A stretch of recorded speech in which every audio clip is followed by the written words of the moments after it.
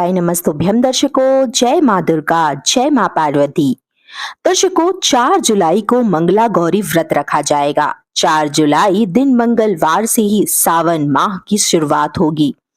हिंदू धर्म के अनुसार मंगला गौरी व्रत सावन के पहले मंगलवार को रखा जाता है और सौभाग्य की बात यह है कि सावन का पहला दिन भी मंगलवार से ही आरंभ हो रहा है और यह व्रत देवी पार्वती को समर्पित माना जाता है। इस व्रत के दौरान पार्वती के स्वरूप मां मंगला गौरी की पूजा की जाती है। तो आइए चलिए जानते हैं कि मंगला गौरी व्रत रखने के कुछ नियम और पूजा की विधि, साथ ही मंगला गौरी पर किस प्रकार आप माता पार्वती को प्रसन्न कर सकती हैं और अखंड सौभाग्य की प्राप्ति कर सकती हैं। चलिए जानते हैं। भगवान शिव के भक्त जिस दिन का बेसब्री से इंतजार कर रहे थे, वो दिन आज से शुरू हो गया है। यानी कि 4 जुलाई आज से सावन का महीना प्रारंभ हो चुका है। इसी के साथ सावन महीने के पहले दिन मंगला गौरी व्रत रखा जाएगा। मंगला गौरी व्रत को कुंवारी कन्याएं और विवाहित महिलाएं दोनों ही रखती हैं। कहते हैं कि इस व्रत को रखने से वैवाहिक जीवन में सुखमयता आती है और मनचाहा वर प्रदान कराती है मां मंगला गौरी। जानते हैं इस व्रत का महत्व और क्या है नियम।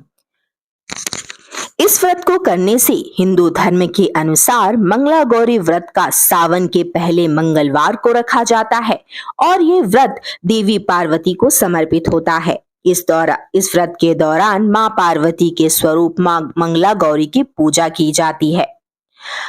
इस व्रत को रखने से पति की लंबी आयु होती है। इसी के साथ में संतान सुख की प्राप्ति होती है। इस व्रत को निसंतान महिलाएं भी रख सकती हैं। कहते हैं कि अगर कुंवारी कन्या के विवाह में लगातार बाधा आ रही है तो मंगला गौरी व्रत रखने से ये सभी बाधाएं दूर हो जाती हैं। मंगला गौरी व्रत रखने वाले भक्तों को मां पार्वती की से सभी कामनाएं पूरी करती हैं और उनके ऊपर अपनी कृपा बरसाती हैं। मंगला गौरी व्रत को लेकर कुछ नियमों का पालन करना बेहद ही जरूरी माना जाता है। इन नियमों का पालन करते हुए मंगला गौरी व्रत रखने से श्रेष्ठ फलों की प्राप्ति होती है। मंगला गौरी के जरूरी नियम जान लेते हैं। अगर आप मंगला गौरी व्रत रख रहे हैं तो इस दौरान क्रोध ना करें और किसी को अपशब्द का इस्तेमाल ना करें। बड़ों का आदर करें, छोटों का भी सम्मान करें। अगर आप मंगला गौरी व्रत रख रहे हैं तो घर में साफ सफाई और शुद्धता का विशेष रूप से हमें ध्यान रखना चाहिए। अगर आप मंगला गौरी व्रत रख रहे हैं तो हर साल सावन के इस व्रत को रख सकते हैं, मगर किसी कारण ये व्रत छूट जाता है तो सावन के अंतिम मंगलवार को इस व्रत का उद्यापन कर सकते हैं। अगर आप मंगला गौरी व्रत रख रहे हैं तो पूजन सामग्री में चूड़ी, सुपारी, लौंग, फूल आदि आप 16 संख्याओं में आपको रखनी चाहिए, जिससे कि मां मंगला गौरी आपसे प्रसन्न होती हैं।